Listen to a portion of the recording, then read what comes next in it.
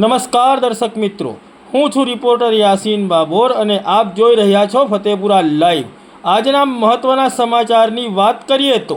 સંજેલી તાલુકા પ્રાથમિક શિક્ષણ અધિકારી સંજેલી તાલુકા પ્રાથમિક શિક્ષક સંઘના પ્રમુખને છાવરતા હોવાના આક્ષેપ સાથે સંજેલી તાલુકા અખિલ ભારતીય રાષ્ટ્રીય શૈક્ષિક મહાસંઘના પ્રમુખે જિલ્લા કક્ષાએથી લઈને ગાંધીનગર સુધી લેખિત રજૂઆત કરી। અખિલ ભારતીય રાષ્ટ્રીય શૈક્ષિક મહાસંઘના સંજેલી તાલુકાના પ્રમુખ અને હિરોળા પ્રાથમિક શાળાના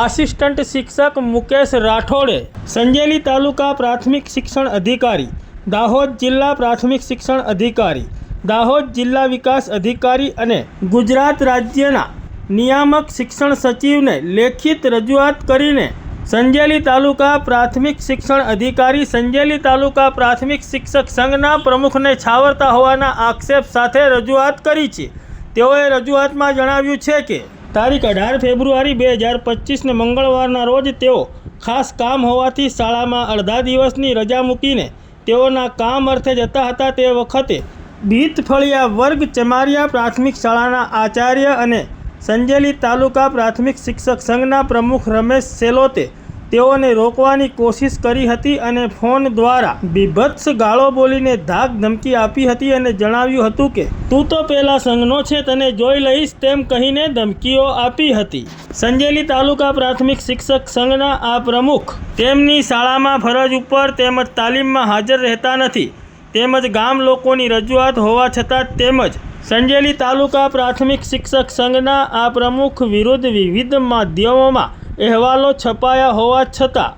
અખિલ ભારતીય રાષ્ટ્રીય શૈક્ષિક સંઘના સંજેલી તાલુકાના પ્રમુખ મુકેશ રાઠોડ દ્વારા વારંવાર રજૂઆતો કરવામાં આવવા છતાં પણ સંજેલી તાલુકા પ્રાથમિક શિક્ષક સંઘના આ પ્રમુખ સામે કોઈપણ જાતની કાર્યવાહી કરવામાં આવતી નથી। તેઓએ રજૂઆતમાં વધુમાં જણાવ્યું છે કે સંજેલી તાલુકા પ્રાથમિક શિક્ષક સંઘના પ્રમુખ તેઓને તું મારું શું બગાડી લેવાનો છે, શું ઉખાડી લેવાનો છે તેવું પણ જણાવે છે તથા છેલ્લા 5 વર્ષથી તેઓ શાળામાં જતા નથી તેવો પણ આક્ષેપ કરવામાં આવ્યો છે।